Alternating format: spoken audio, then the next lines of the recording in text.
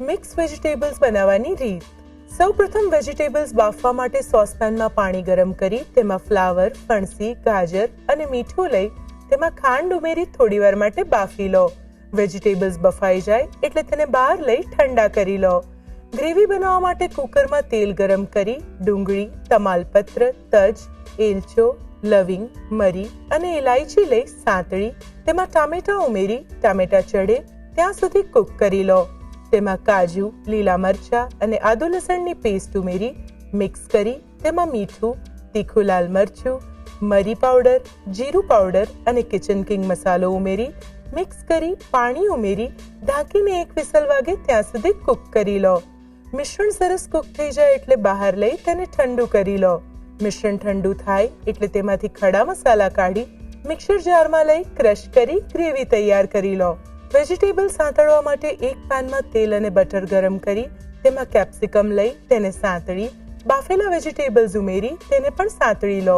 તેમાં વટાણા, મીઠું, કિચન કિંગ મસાલો, મરી પાવડર અને કાશ્મીરી લાલ મરચું ઉમેરી બરાબર મિક્સ કરી પનીર ઉમેરી મિક્સ કરી સાંતળી લો।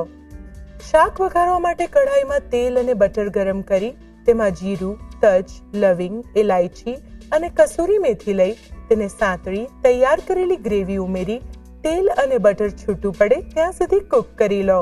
તેમાં લાલ મરચું, કિચન કિંગ મસાલો, જીરું પાવડર, મીઠું, કોથમીર અને મલાઈ ઉમેરી બરાબર મિક્સ કરી લો। તેમાં સાંતળેલા વેજીટેબલ્સ અને પનીરનું મિશ્રણ ઉમેરી થોડીવાર માટે કુક કરી લો। શાક સરસ કુક થઈ જાય એટલે સર્વિંગ બાઉલમાં લઈ કોથમીર, ક્રીમ અને ટામેટાના ગાર્નિશિંગથી ગાર્નિશ કરી ગરમા ગરમ સર્વ કરો। તૈયાર છે મિક્સ વેજીટેબલ્સનું શાક।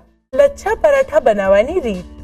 સૌપ્રથમ પરાઠાની કણક બાંધવા માટે તાસમાં મેંદો, મીઠું અને તેલ લઈ મિક્સ કરી પાણી ઉમેરતા જઈ કણક બાંધી ઢાંકીને 10 મિનિટ માટે રેસ્ટ આપી દો। રેસ્ટ આપી દીધા બાદ કણકને તેલ વડે કેળવી લુવા કરી અટામણ લઈ વણી ઉપર ઘી લગાવી ગાર્લિક પાવડર અને મેંદો ભભરાવી ઝિગઝેગ પેટર્નથી વાળી તેની ઉપર ઘી લગાવી અટામણ લઈ પરાઠાને વણી તવા પર લઈ ઘીથી પરાઠાને બંને બાજુથી સરસ શેકી લો। પરાઠા સરસ શેકાઈ જાય એટલે તેની ઉપર ઘી લગાવી મિક્સ વેજીટેબલનું શાક લસ્સી અને ડુંગળી સાથે સર્વ કરો।